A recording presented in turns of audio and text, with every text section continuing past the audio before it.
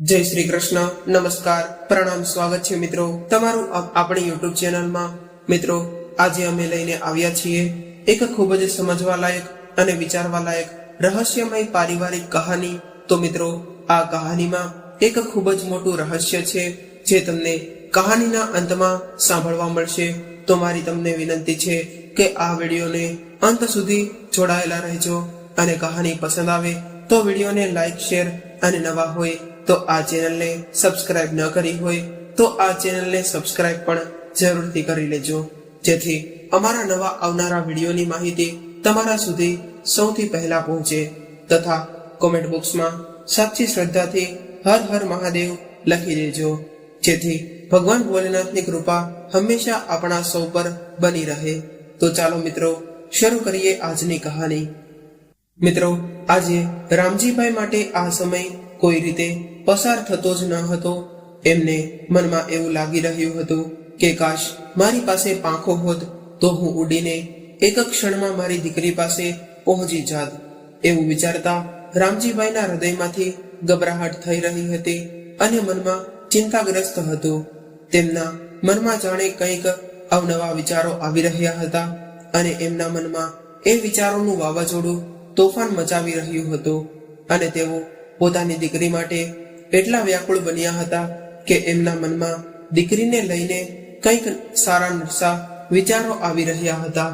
દીકરીની શું પરિસ્થિતિ હશે તેને જોયા પછી જ તે ખ્યાલ આવે। આજે સવારમાં જ તે અમિત કુમારનો ફોન આવેલો કે તેમની દીકરી કોમલ જ્યારે રસોઈ બનાવતી હતી અને એ સમયે દાઝી ગયેલી છે અને તેને હોસ્પિટલમાં લઈ જવામાં આવી છે અને જેમ બને તેમ વહેલાસરે અહીં પહોંચી જજો। બસ આટલું સાંભળતા જ રામજીભાઈના પગ પણ પાણી થઈ ગયા હતા અને એમની પત્ની શારદાબેન તો ફસડાઈ પડ્યા હતા। હજુ તો શું પરિસ્થિતિ છે તે ત્યાં ગયા પછી જ તે ખબર પડે। ત્યારે રામજીભાઈ પોતાના મનમાં બોલે છે કે મારી દીકરી અત્યારે જીવન મરણ વચ્ચે ઝોલા ખાઈ રહી છે। એ કોના કારણે? મારા જ કારણે ને। અમે જ તે એને એના સાસરિયામાં રહેવા માટે મજબૂર કરી હતી। શા માટે અમને તેનું દુઃખ ના દેખાયું અને શા માટે અમે તેને સમજી શક્યા નહીં? હે ભગવાન, અમને એવી તો શું કુબુદ્રી સૂજી આવી કે અમે અમારી દીકરીનું દુઃખ ના જોઈ શક્યા અને એને ઊંડા કૂવામાં ધકેલી દીધી। આવું મનમાં જ તે વિચારીને રામજીભાઈ પોતાને જ તે દોષ આપી રહ્યા હતા અને હજી તેમને 2 કલાકનો રસ્તો કાપવાનો બાકી હતો। ત્યારે રામજીભાઈની પત્ની તો રડી રડીને બેહાલ બની ગયા હતા અને રામજીભાઈ પણ અંદરને અંદર ખૂબ જ તૂટી ગયા હતા। તો પણ તેઓ તેમની પત્નીને સંભાળવા માટે અંદરથી મજબૂત બની રહ્યા હતા અને તેઓ તેમની પત્નીને આશ્વાસન આપી રહ્યા હતા કે શારદા, જો આપણી દીકરીને કશું થવાનું નથી, તું ચિંતા ના કરીશ, હમણાં જ તે આપણે તેની પાસે પહોંચી જશું, બધા સારા વારાના થઈ જશે। આમ બોલીને તેઓ તેમની પત્નીને તો દિલાસો આપી રહ્યા હતા, પરંતુ તેઓ તેમના મનને કેવી રીતે સમજાવે? અને તેઓ વારે વારે અમિત કુમારને ફોન કરીને કોમલ વિશે બધી જ જાણકારી મેળવી રહ્યા હતા અને તેમની જાણકારી પ્રમાણે હાલમાં કોમલની તબિયત ખૂબ જ ગંભીર હતી। આ પરિસ્થિતિમાં તેઓ પોતાની જાતને સંભાળવા માટે અંદરથી મજબૂર બની રહ્યા હતા અને તેમની પત્નીને સંભાળી રહ્યા હતા। તેને મન તો નહોતું થતું કે પોક મૂકીને રડી પડે, પરંતુ પોતે જ તે ઢીલા પડી જશે તો તેમની પત્નીનું શું થશે જે પહેલેથી જ તે પડી ભાંગી છે। આથી તેઓ પત્નીને આશ્વાસન આપી રહ્યા હતા। ત્યારે રામજીભાઈ પોતાની દીકરીના વિચાર કરતા કરતા કોમલના બચપનના દિવસોમાં ખોવાઈ ગયા હતા અને તેમની સામે તેનું ચિત્ર સ્પષ્ટ દેખાતું હતું કે કેવી રીતે તેમની દીકરી રમતી, ઝૂમતી, નાચતી, કૂદતી, બધાને હસાવતી અને ક્યારે સાસરે ચાલી ગઈ તેની તેમને ખબર જ ના પડી। પછી તેમના મનમાં વિચાર આવ્યો કે શું મેં મારી દીકરીના સપના કોઈ દિવસ સાંભળ્યા છે અને તેને પૂરા કરવાનો કોઈ દિવસ વિચાર કર્યો છે? ત્યારે તેમના મનથી જવાબ આવ્યો કે ના, નહીં, ક્યારેય નહીં। મેં મારી દીકરીના મનને સમજવાનો પ્રયત્ન ક્યારેય નથી કર્યો। તો પછી મેં એક બાપ થઈને મારી દીકરીના સપના પૂરા કરવાનો વિચાર ક્યારેય નથી કર્યો, તો પછી તેના સાસરિયાવાળાનો પારકો છે, તો તેમની પાસેથી મારી દીકરી શું આશા રાખી શકે? આવી રીતે મનમાં ને મનમાં રામજીભાઈ પસ્તાવો કરી રહ્યા હતા. મોટા શહેરના નંદનવન વિસ્તારના એક નાની પોળમાં રામજીભાઈનું કુટુંબ રહેતું હતું. તેમને એક દીકરો અને એક દીકરી. એમાં મોટી દીકરી કોમલ અને નાનો દીકરો નિખિલ, બંને વચ્ચે માંડ 3 વર્ષનો ગેપ હશે. રામજીભાઈ તેના સમાજમાં સારી એવી ઇજ્જત અને આબરૂ ધરાવતા હતા.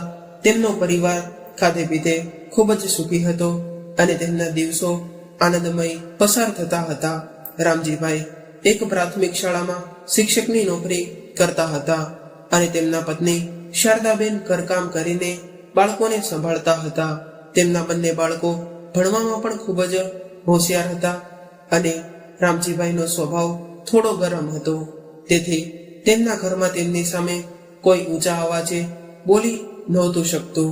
રામજીભાઈ જેવા પોતાના ઘરમાં આવે કે ઘરનું વાતાવરણ એકદમ શાંત થઈ જતું હતું. રામજીભાઈ થોડા જૂના રીતિ રિવાજમાં અને સંસ્કારોમાં માનનારા વ્યક્તિ હતા. પોતાના સમાજમાં માન મર્યાદા, ઇજ્જત, આબરૂ આ બધું એમના માટે ખૂબ જ મહત્વનું હતું. તેમની દીકરી કોમલ હવે તો 12મા ધોરણમાં આવી હતી અને ખૂબ જ મહેનત કરીને કોમલ 12મા ધોરણમાં સારા એવા ટકા સાથે પાસ થઈ. ત્યારે કોમલ 12મા ધોરણમાં પાસ થઈ. આ સાંભળીને રામજીભાઈ ખૂબ જ ખુશ થતા હતા. તેમની દીકરી ઉપર ગર્વ થઈ આવ્યો અને તેમણે તાત્કાલિક જ પોતાની દીકરીનું એડમિશન સારી એવી કોલેજમાં કરાવી આપ્યું હતું. હવે તો કોમલ મન દઈને કોલેજમાં ભણવા લાગી હતી. કોમલનું સપનું હતું કે તે એક એર હોસ્ટેસ બને, પરંતુ નસીબને કંઈક અલગ જ મંજૂર હતું. કોમલ હવે તો મન રાખીને ભણવા લાગી છે. એના મનમાં બસ એક જ સપનું ચાલે છે, એર હોસ્ટેસ. એમ કરતા કરતા કોલેજનું 1 વર્ષ પૂર્ણ થઈ ગયું હતું અને એક દિવસ ન્યૂઝપેપરમાં એર હોસ્ટેસની જાહેરાત આવી. કોર્સ બાદ તુરંત જોબ. આ જાહેરાત વાંચીને કોમલના સપનાએ જાણે રૂપ લઈ લીધું હોય અને તે જાહેરાત વાંચીને તુરંત તેના મમ્મી પાસે ગઈ અને તેમને એ જાહેરાત દેખાડી અને પોતાની ઈચ્છા વ્યક્ત કરી. ત્યારે તેની મમ્મીએ તેને કીધું, બેટા, તું એર હોસ્ટેસ બનવા માંગે છે, પરંતુ તારા પપ્પાને જાણે છે ને, તે તને આ લાઈનમાં નહીં જવા દે. તેઓ ખૂબ જ રૂઢિચુસ્ત વ્યક્તિ છે. તો પણ તારી ઈચ્છા છે તો હું તારા પપ્પા સાથે જરૂર વાત કરીશ. ત્યારે કોમલે તેની મમ્મીને તેના પપ્પાને મનાવવા માટે ખૂબ જ ફોર્સ કર્યો. સાંજે જ્યારે રામજીભાઈ ઘરે આવ્યા ત્યારે કોમલના મમ્મીએ એર હોસ્ટેસ વાળી વાત રામજીભાઈને કરી કે આપણી કોમલ એર હોસ્ટેસ બનવા માંગે છે અને તે તેનું ફોર્મ ભરવા માટે તમારી પરવાનગી માંગે છે. આટલું સાંભળતા જ રામજીભાઈને ગુસ્સો આવી ગયો અને તેઓ બોલ્યા, શું તું ગાંડી થઈ ગઈ છે કે શું? આપણી દીકરી શું બનવા માંગે છે તને તેની ખબર છે? અને આપણો સમાજ પણ આપણને શું કહેશે?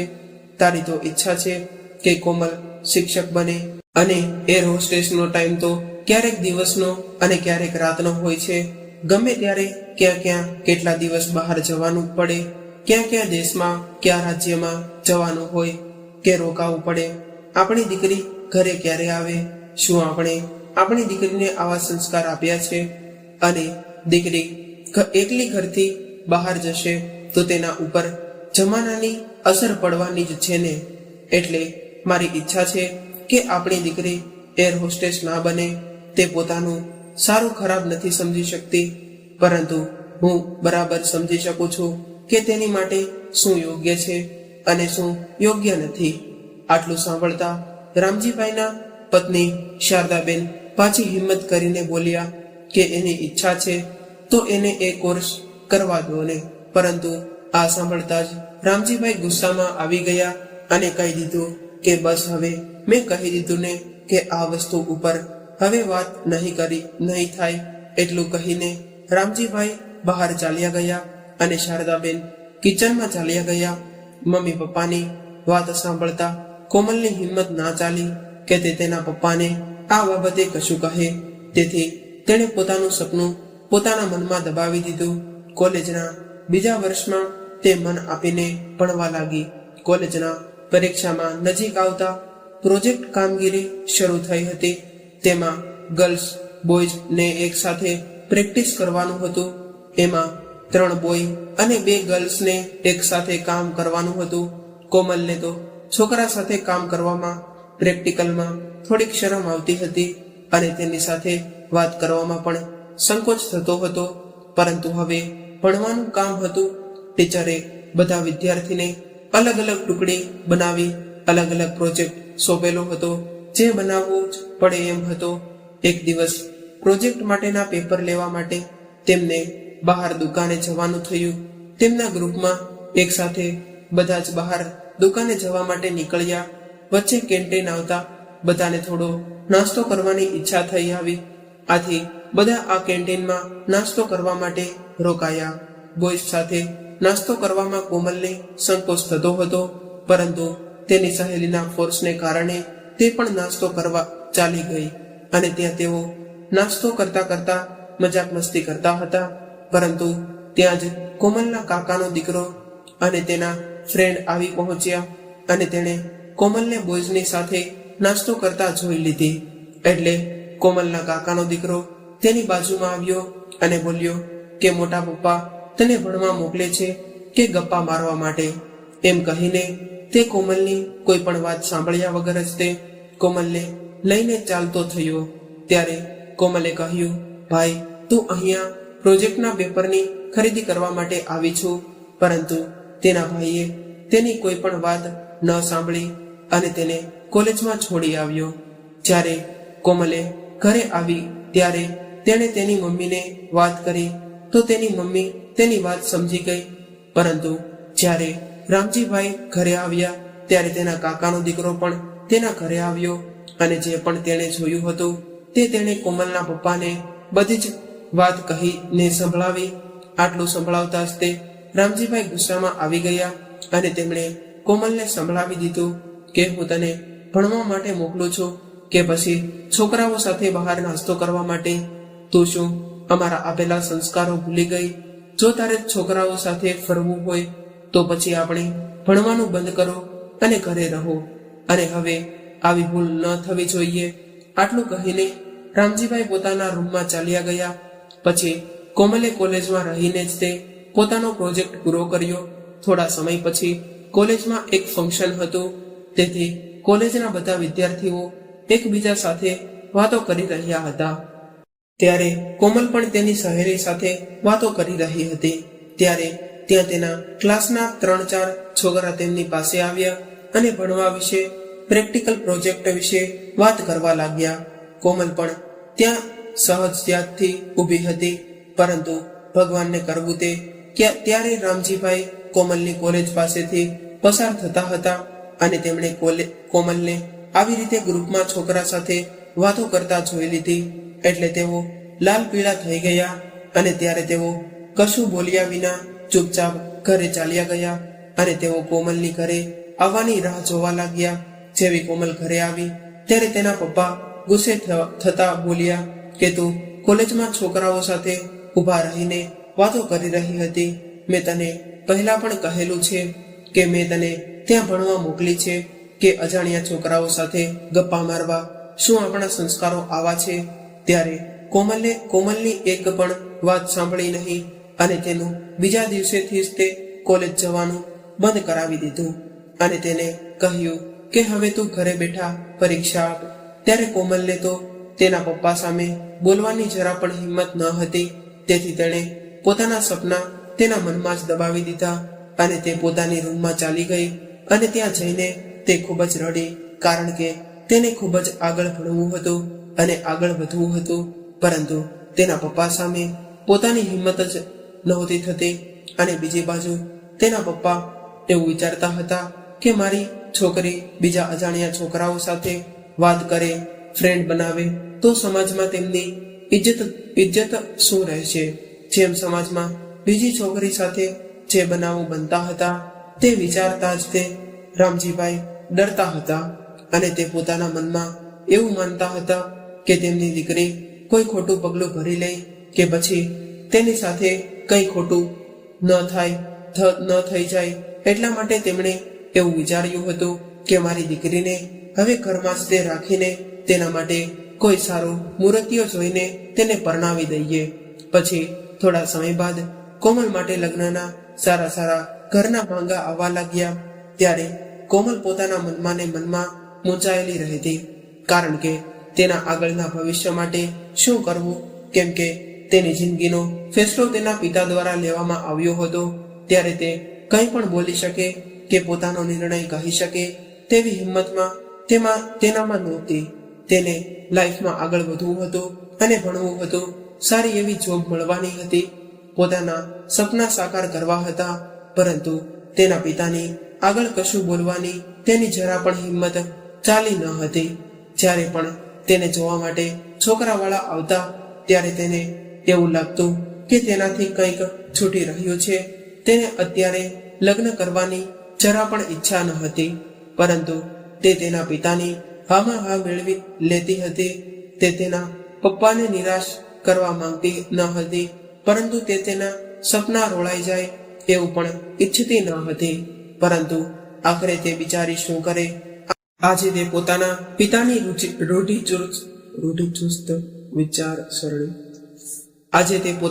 પિતાની રૂઢિચુસ્ત વિચારસરણી આગળ હારી ગઈ અને તેણે તેના પિતાના ફાંસલામાં હામી ભરી. તેણે ઘણીવાર તેની ઈચ્છા તેના મમ્મી પપ્પા સાથે પ્રગટ કરી હતી કે તેણે ભવિષ્યમાં આગળ વધવું છે, પરંતુ રૂઢિચુસ્ત વિચારસરણી ધરાવતા તેના પપ્પા આગળ તેનું કંઈ પણ જ ન ચાલ્યું. અને એક દિવસ સારું એક એવું સંસ્કારી કુટુંબ જોઈને મિત નામના છોકરા સાથે કોમલના લગ્ન કરાવી નાખ્યા. કોમલને તેના મમ્મી પપ્પા ઉપર ખૂબ જ પ્રેમ અને લાગણી હતી, તેથી તે તેના મમ્મી પપ્પાની યાજ્ઞા ઠુકરાવી શકે તેમ ન હતી. એ તેના મમ્મી પપ્પાના બધા જ ફેસલાની ઇજ્જત કરતી હતી. આથી તેણે લગ્ન કરવા માટે હામી ભરી દીધી હતી અને ઘરના બધા લગ્ન માટે તેની તૈયારીઓ કરવા લાગ્યા. પરંતુ આ બધા વચ્ચે કોમલની મનની સ્થિતિ ડામાડોળ થવા લાગી હતી. કોમલ તેના મમ્મી પપ્પાને ખૂબ જ પ્રેમ કરતી હતી, પરંતુ આજે તેના દિલના કોઈ ખૂણે તેના પિતા માટે થોડી ઘણી તિરસ્કારની લાગણી થઈ આવી. તેને મનમાં થયું કે શું દીકરી માટે લગ્ન બધું જ છે? શું તેના સપના તેને કોઈ મહત્વ નથી? શું દીકરીને બહાર મોકલો કે કોઈ છોકરાઓ સાથે એ હસી મજાકની વાત કરે તો તેનો અર્થ એવો કે ગલત છે? શું દીકરીના લગ્ન કરવાથી દીકરીના સપના સાકાર થઈ જવાના છે? શું આવો જ સમાજનો નિયમ છે કે દીકરીના લગ્ન કરી નાખો એટલે તેના માતા પિતા છૂટી ગયા? પરંતુ એકવાર તો સમાજ એવો વિચાર કરે કે દીકરીની શું ઈચ્છા છે? શું દીકરીની જિંદગીનો છેલ્લો ફેસલો એ જ છે કે તેના લગ્ન કરી નાખો? શા માટે સમાજનો આવો નિયમ? શું દીકરીના કોઈ સપના નથી હોતા? જો દરેક માતા પિતા દીકરીના આવા સપનાને સમજે અને તેને કરિયરમાં બનવામાં સપોર્ટ કરે તો દીકરીને કોઈ દિવસ બીજા ઉપર ડિપેન્ડ નહીં થવું પડે. તે પગભર થશે તો તેના માતા પિતાને અને તેના પતિ બાળકો બધાને સંભાળી લેશે. પરંતુ દીકરીનું કરિયર બગાડી અને તેનું ભણતર બગાડી તેના લગ્ન કરી દેવાથી શું તેનું ભવિષ્ય સારું થઈ જવાનું છે? જો તેને સાસરિયું સારું મળ્યું તો ઠીક છે, અને જો ખરાબ મળ્યું તો તે દીકરીની જિંદગીનું શું થશે? આ કેટલા વિચારો કોમલના મનમાં આવી રહ્યા હતા અને તે તેના પિતા તરફ લાગણીહીન ભાવથી જોયા રહી હતી. તેને એ વાતનો અફસોસ હતો કે તેના પિતા તેને સમજી ન શક્યા અને કોમલના લગ્ન મિત સાથે થઈ ગયા. 19 વર્ષની કોમલ અને 26 વર્ષનો મિત. ત્યારે મિત એક કંપનીમાં સારી એવી નોકરી કરતો હતો. તેના પરિવારમાં તેના મમ્મી પપ્પા અને 2 બહેનો અને તેનો મોટો ભાઈ, એમ કરીને 6 જણા હતા. એક બહેનના મેરેજ થઈ ગયા હતા. તેની બહેન અને તેના હસબન્ડ મિતની બાજુમાં જ એક ઘર લઈને ત્યાં રહેતા હતા. કોમલના લગ્નના 1 મહિના સુધી તો બધું સારું જ ચાલ્યું અને બધા કોમલને ખૂબ જ સારી રીતે સાચવતા હતા. મિત પણ તેનું ખૂબ જ ધ્યાન રાખતો. હવે લગ્નના 1 મહિના પછી કોમલના સાસરિયાવાળા તેના ઉપર ધીમે ધીમે બધા કામ થોપવા લાગ્યા. કોમલને તેના સાસુ સવારે 5 વાગ્યે ઉઠાડે અને ત્યારથી લઈને મોડી રાત સુધી કોમલનું કામ ચાલ્યા જ કરતું. ઘરના કામમાંથી ફ્રી થાય તો તેની સાસુ તેની માટે સાડી કટિંગનું કામ લઈને આવે અથવા તો કોઈ છૂટક કામ, કોઈ નાનું મોટું કામ લઈ આવે, કેમ કે તેને મિતના લગ્નનો ખર્ચ કાઢવાનો હતો. તેથી કોમલને થોડો પણ આરામ મળવાનો ન હતો. અને જો ઘરમાં થોડી ઘણી પણ તેની ભૂલ થઈ આવે તો બધા જ તેની ઉપર ચડી જતા અને તેને બોલવા લાગતા કે તેની સાસુનો અસલી રંગ હવે ધીમે ધીમે દેખાવા લાગ્યો હતો. તે તેને ઘરના બધા કામમાં કોઈ થોડી ઘણી પણ હેલ્પ ના કરાવે. કોમલ તો બધું મૂંગા મોઢે બધું સહન કરીએ રાખતી અને કામ કરીએ જતી. તેની બંને નણંદો પણ કોમલને બોલાવવાનો મોકો છોડતી ન હતી અને વારે ઘડીએ તેના લગ્નમાં થયેલો ખર્ચો ગણાવ્યા કરતી હતી અને સાથે સાથે મિતના ભણવાનો ખર્ચો પણ કોમલને બતાવ્યા રાખતી અને અહેસાન જતાવ્યા રાખતી. ત્યારે કોમલ આ બધું મૂંગે મોઢે સાંભળીને કામ કરીએ રાખતી. તેણે પોતાનું ભાગ્ય અહીં જ માની લીધું હતું. હવે એક દિવસની વાત છે. કોમલ જ્યારે કપડાં ધોઈ રહી હતી ત્યારે તેના સસરાના પેન્ટના ખિસ્સામાં થોડાક પૈસા હતા અને તે કપડા સાથે ધોવાઈ ગયા અને પાછળથી તેના સાસુને આ વસ્તુની ખબર પડી તો તેણે કોમલને ઘણું બધું ખરું ખોટું સંભળાવ્યું. ત્યારે કોમલે તેમની માફી માંગી તો પણ તેનું બોલવાનું ચાલુ જ રાખ્યું. આની સાથે કોમલે ધીમેથી સામે જવાબ આપ્યો, પરંતુ આ વાતને કોમલની સાસુએ પકડી રાખી અને ઘરમાં મોટો હોબાળો મચાવી દીધો. અને રાત્રે જ્યારે મિત ઘરે આવ્યો ત્યારે તેણે કોમલના વિરુદ્ધ ચડિયામણ કરી હતી. તો મિત તેની મમ્મીની વાત સાંભળીને ઉશ્કેરાઈ ગયો અને કોમલ ઉપર હાથ ઉપાડી લીધો અને કોમલની એક પણ વાત તેણે ન સાંભળી. હવે તો કોમલની થોડી પણ ભૂલ થઈ આવે તો બધા તેની સાથે ઝઘડો કરતા અને મિત હવે તો તેના ઉપર હાથ પણ ઉપાડવા લાગ્યો હતો. તેમના રૂઢિચુસ્ત ઘરમાં હવે તો વહુનો દરજ્જો એક કામવાળી જેવો અને તેનો ખાલી ચૂપચાપ ઘરનું કામ કરવાનું અને બધાની સેવા કરવાનું. બિચારી કોમલ પહેલેથી જ તે એકદમ ભોળી અને ડાય દીકરી હતી. તે ચૂપચાપ બધું સહન કરી જતી હતી. હવે એક દિવસની વાત છે. કોમલના ઘરમાં તેના દિયરે થોડા પૈસાની ચોરી કરી. ઘરમાં ચોરી થયાની જાણ થતા કોમલની સાસુએ બધાનો સામાન તપાસ્યો અને તેમાં તેના દિયરની ચોરી પકડાઈ ગઈ. પરંતુ તેની સાસુએ કાવતરું કરીને કોમલના બેગમાં પૈસા મૂકી દીધા અને ચોરીનો આરોપ કોમલ ઉપર નાખી દીધો અને તેના છોકરાને નિર્દોષ સાબિત કરી દીધો. કોમલે આ વસ્તુનો વિરોધ કર્યો કે તેનો કંઈ નથી કર્યું. તેણે પોતાનો અવાજ ઉઠાવ્યો, પરંતુ ઘરમાં તેના સાસુનું ચાલતું હતું. આ માટે બધાએ તેના સાસુ કહે એમ જ માન્યું અને ચોરી કરવા છતાં તેની સાસુ સામે બોલવા માટે તેની નણંદે કોમલને ઢોર માર માર્યો અને મિતે પણ તેને ખૂબ જ માર માર્યો. ત્યારે તો કોમલ રોઈને ચૂપ રહી ગઈ.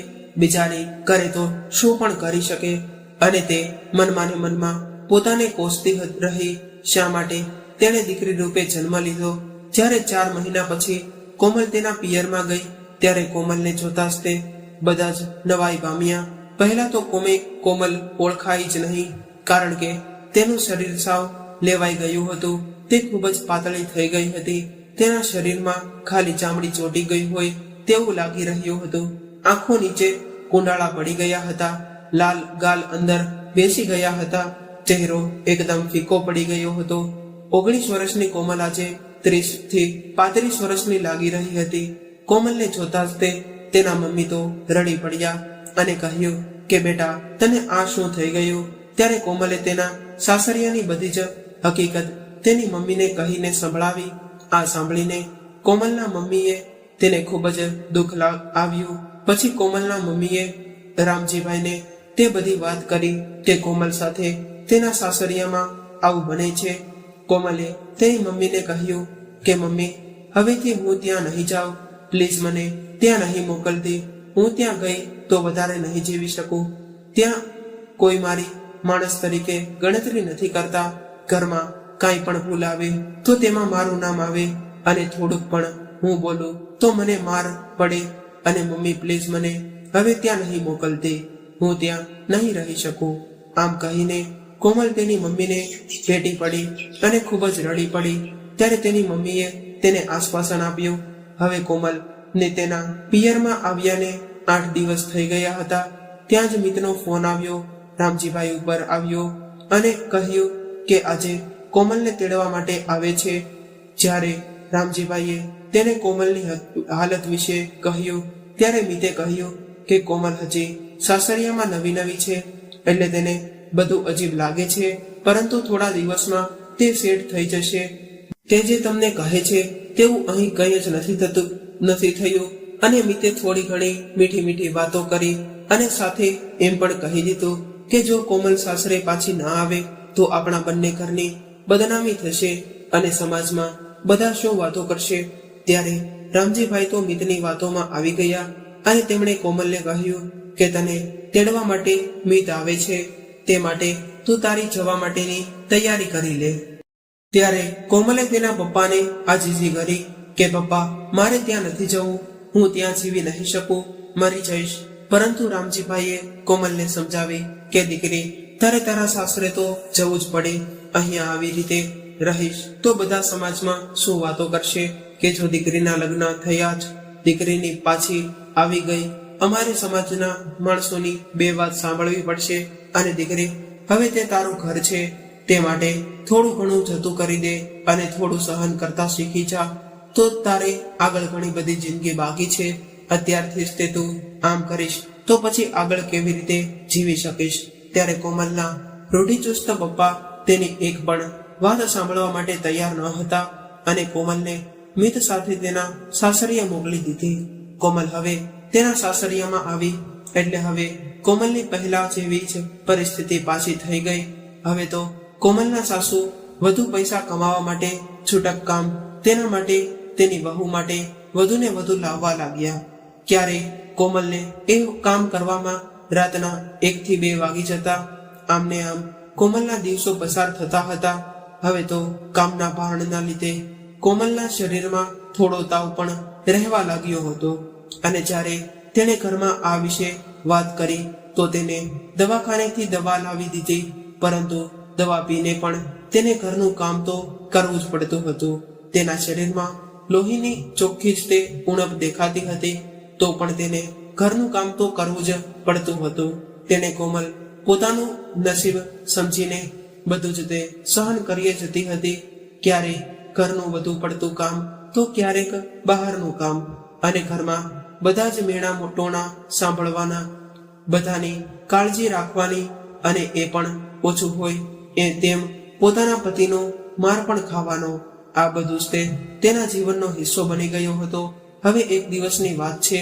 આજે કોમલના ઘરે કોઈક મહેમાન આવેલા હતા અને મહેમાનોની આગતા સ્વાગતમાં કોમલ આખો દિવસ ઘરના કામમાં રહી અને તેનું બહારનું છૂટક કામ બાકી રહી ગયું.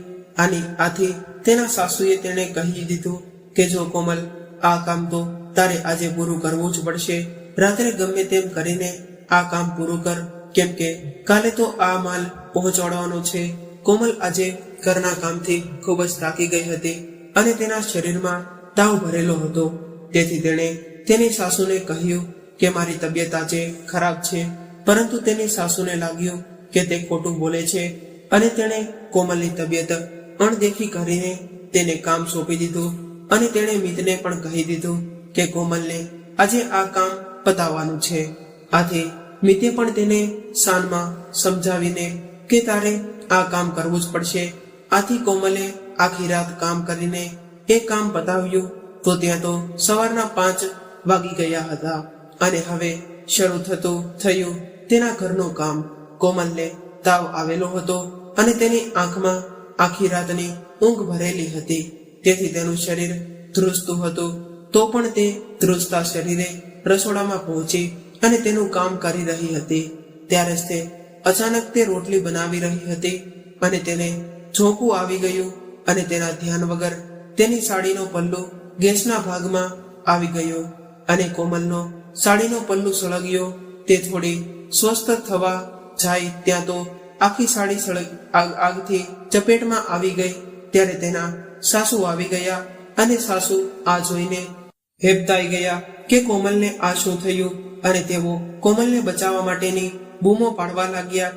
અને ત્યાં કોમલ આગથી બચવા માટે તેની સાસુ તરફ જવા લાગી, પરંતુ તેની સાસુને એમ થયું કે કોમલ તેને પકડવા આવી રહી છે. એ માટે તેની સાસુએ એક લાકડી લઈને કોમલને ફટકારી અને તેને નીચે પાડી દીધી.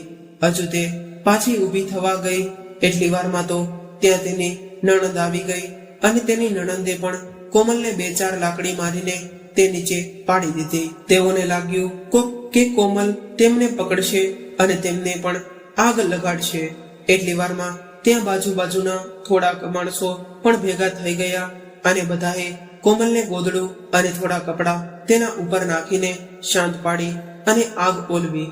હવે તો કોમલ બેહોશ બની ગઈ હતી અને તેને હોસ્પિટલ લઈ જવામાં આવી. કોમલના શરીરનો 25% ભાગ બળી ગયો હતો, એમાં પીઠનો ભાગ વધારે હતો. ત્યારે કોમલને તાત્કાલિક હોસ્પિટલમાં આઈસીયુમાં ભરતી કરી. આટલું બધું અચાનક થયું. આથી કોમલના સાસરિયાવાળા ડરાઈ ગયા અને મિતે કોમલના મમ્મી પપ્પાને ફોન કર્યો અને બધા જ હોસ્પિટલમાં ભેગા થઈ ગયા. ત્યારે કોમલના મમ્મી પપ્પા અફસોસ કરતા હતા કે શા માટે તેમણે તેમની દીકરીની એક પણ વાત ન સમજી. આજે જ્યારે તેમની દીકરી જીવન મરણ વચ્ચે ઝોલા ખાઈ રહી હતી, 19 વર્ષની કોમલ હજી તો તેણે જીવન જીવવાની શરૂઆત કરી હતી અને આવો તો તેનો અંત આવી ગયો. અરે રે, બિચારી આટલી નાની જિંદગી તેણે કેટલું બધું જોઈ લીધું. હવે તેના મમ્મી પપ્પાએ અફસોસ થઈ રહ્યો હતો, પરંતુ હવે શું થાય?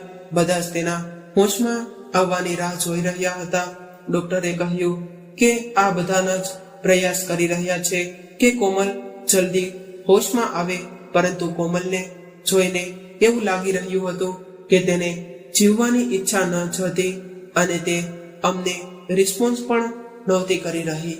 કોમલ 2 દિવસ સુધી બેહોશ રહી. ત્યારે કોમલના મમ્મી પપ્પા ત્યાં હોસ્પિટલમાં જ રોકાયા. મિત પણ તેમની સાથે જ રહ્યો. જ્યારે કોમલને હોશ આવ્યો ત્યારે સૌ પ્રથમ તો પોલીસ તેને મળવા માટે પહોંચી અને તેનું બયાન લીધું કે તેની આવી હાલત કોણે કરી. પરંતુ ત્યારે કોમલે કોઈનું પણ નામ ન લીધું અને જે હકીકત હતી તે પોલીસને જણાવી.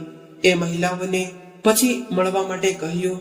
થોડી વાર પછી તેના સાસરિયાવાળા અને તેના મમ્મી પપ્પા પણ તેને મળવા આવી પહોંચ્યા, પરંતુ કોમલે હવે બધાને મળવાની ચોખ્ખી ના પાડી દીધી અને તેણે તેના મમ્મી પપ્પાને પણ મળવાની ના પાડી દીધી. ત્યારે કોમલે તેના મમ્મી પપ્પાને કહ્યું કે મારી આવી હાલત કરવાના જિમ્મેદાર તમે બંને જ છો. એ માટે હવે હું તમારા બંનેમાંથી કોઈ પણ સાથે કોઈ પણ જાતનો સંબંધ રાખવા માંગતી નથી. હું જીવીશ તો પણ તમારી સાથે કોઈ પણ સંબંધ નહીં રાખું અને મરી જઈશ તો તમે કોઈ મને અગ્નિદાહ આપતા નહીં. એ હક પણ હું તમારાથી છીનવી લઉં છું. ત્યારે કોમલે એટલું કહીને બધા જને બહાર નીકળવા માટે કહી દીધું. ત્યારે કોમલના મમ્મી પપ્પાએ ડોક્ટરને ખૂબ જ આજીજી કરીને તેને મળવા માટેની, પરંતુ કોમલે તેને મળવાની ના પાડી હોવાથી ત્યાં હાજર ડોક્ટરોએ કોઈને પણ કોમલને મળવા ના દીધા. થોડા સમય પછી કોમલની તબિયતમાં સુધારો થવા લાગ્યો અને કોમલ સાજી થઈ ગઈ, પરંતુ તેના પીઠનો ભાગ બળી ગયો હતો. તે હવે પ્લાસ્ટિક સર્જરીથી સાજો થાય તેમ હતો. તો પણ કોમલ હવે ઘણા બધા અંશે સારી થઈ ગઈ હતી. હવે કોમલને હોસ્પિટલમાંથી રજા આપવાનો સમય આવી ગયો હતો. ત્યારે કોમલને લેવા માટે તેના મમ્મી પપ્પા અને તેના સાસરિયાવાળા બધા જ ત્યાં આવ્યા હતા, પરંતુ કોમલે હવે બધાને ચોખ્ખું કહી દીધું હતું કે હું તમારા આવા રૂઢિચુસ્ત સમાજમાં અને તમારા રૂઢિચુસ્ત વિચારો સાથે હું તમારી સાથે જીવી શકું તેમ નથી. અને તેને ચોખ્ખું કહી દીધું કે હવે હું તમારી સાથે નહીં રહી શકું. અને તેના પપ્પાને કહ્યું કે મારી આવી હાલતના જિમ્મેદાર સૌ પ્રથમ તો હું તમને જ માનું છું. મને ખબર છે તમે મને ખૂબ જ પ્રેમ કરો છો. મારી માટે તમારી ઘણી બધી લાગણી છે, પરંતુ એ લાગણી મારા માટે શું કામની કે જે લાગણી પોતાની દીકરીને સારી જિંદગી ના આપી શકે, અને તમારી એ લાગણી શું કામની કે જે પોતાની દીકરીને નર્ક સમાન દુઃખ ભોગવવા માટે લાચાર કરે. અને એ લાગણી શું કામની કે જે પોતાની દીકરીના સપના તેના પગ નીચે કચડી નાખે. પછી તેણે તેના સાસરિયાને કહ્યું કે તમે તો મને વહુ નહીં પણ ઘરની કામવાળી પણ સમજતા હતા. હું પણ એક માણસ છું, મને પણ દુઃખ થાય છે. તમને તેનો ખ્યાલ જ ન આવ્યો, પરંતુ તમને તમારા કામથી જ તે મતલબ હતો. આજે જે મારી સાથે થયું તે તમારી દીકરી સાથે થયું હોત તો.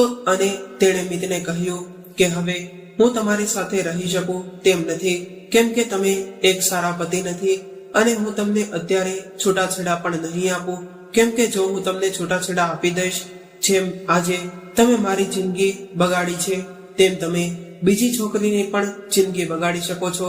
આથી તમારે મને ભરણ પોષણ આપવું પડશે. આટલું બોલીને કોમલે એક મહિલા સંસ્થાની મહિલાને ફોન કરીને ત્યાં બોલાવી દીધી અને હવે તે મહિલા સંસ્થામાં રહેવા માટે ચાલી ગઈ. હવે આજે 7 વર્ષ પછી મુંબઈનું એક વિશાળ એરપોર્ટ છે અને ત્યાં હેડ ઓફિસમાં બેસીને એક સુંદર યુવતી યાત્રીઓ માટે એનાઉન્સમેન્ટ કરી રહી હતી અને તે હતી આપણી કોમલ. તો મિત્રો, તમને આ કહાની કેવી લાગી તે કોમેન્ટ કરીને જણાવજો. જો કહાની પસંદ આવી હોય તો વિડીયોને લાઈક કરીને તમારા મિત્રો સાથે શેર કરજો અને તમને આવી જ તે કહાની સાંભળવા માંગતા હોય તો આ ચેનલને સબસ્ક્રાઇબ કરી લેજો. તો મિત્રો, હવે ફરી મળીશું એક નવી કહાની સાથે. ત્યાં સુધી તમામ મિત્રોને જય શ્રી કૃષ્ણ, રાધે રાધે, હર હર મહાદેવ. આ કહાની પૂરેપૂરી સાંભળવા માટે તમારો ખૂબ ખૂબ આભાર.